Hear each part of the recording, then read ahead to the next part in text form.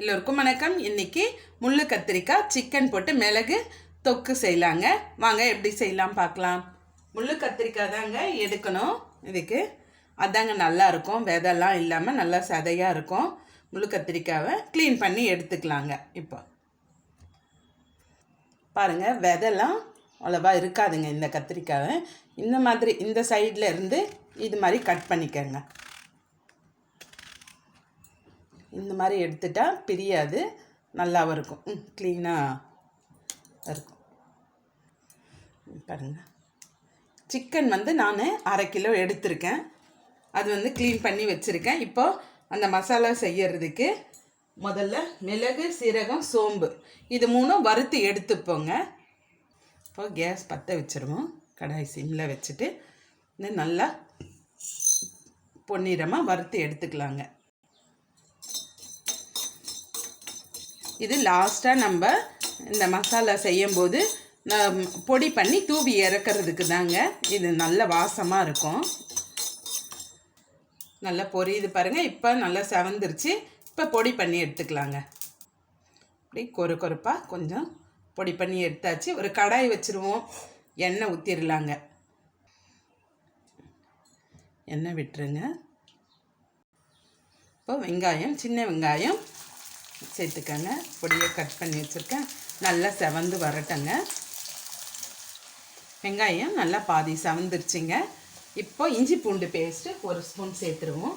இது கூடவே இப்போ 2 தக்காளி கட் பண்ணி வச்சுருக்கேன், அதுவும் சேர்த்துருவாங்க. நல்லா தக்காளி நல்லா குழைய வேகட்டங்க. தக்காளி வதங்கும் போதே கொஞ்சம் உப்பு, மஞ்சள் பொடி சேர்த்துருவாங்க.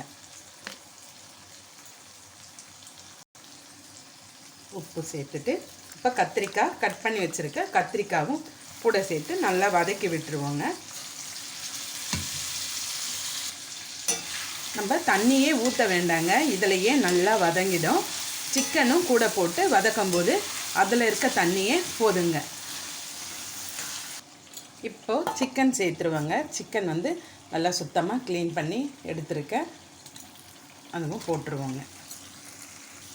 இப்போ நல்லா கலந்து கொடுப்போம்.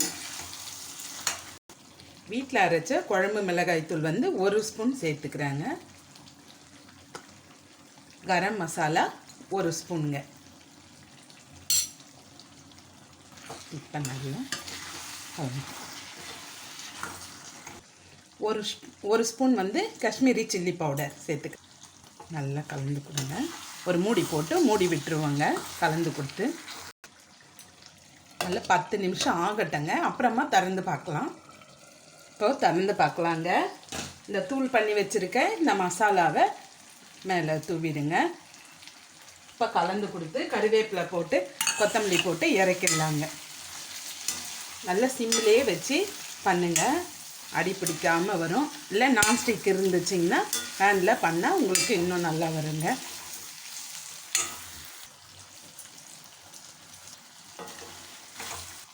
இப்போது ரெடி ஆகிடுச்சிங்க. சிக்கன் எல்லாம் நல்லா வெந்து வந்துருச்சு.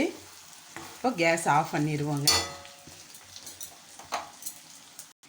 நீங்களும் இதே மாதிரி ட்ரை பண்ணி பாருங்கள், நல்லா இருக்குங்க.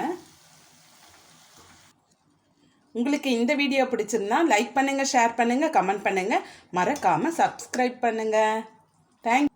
தேங்க்யூ.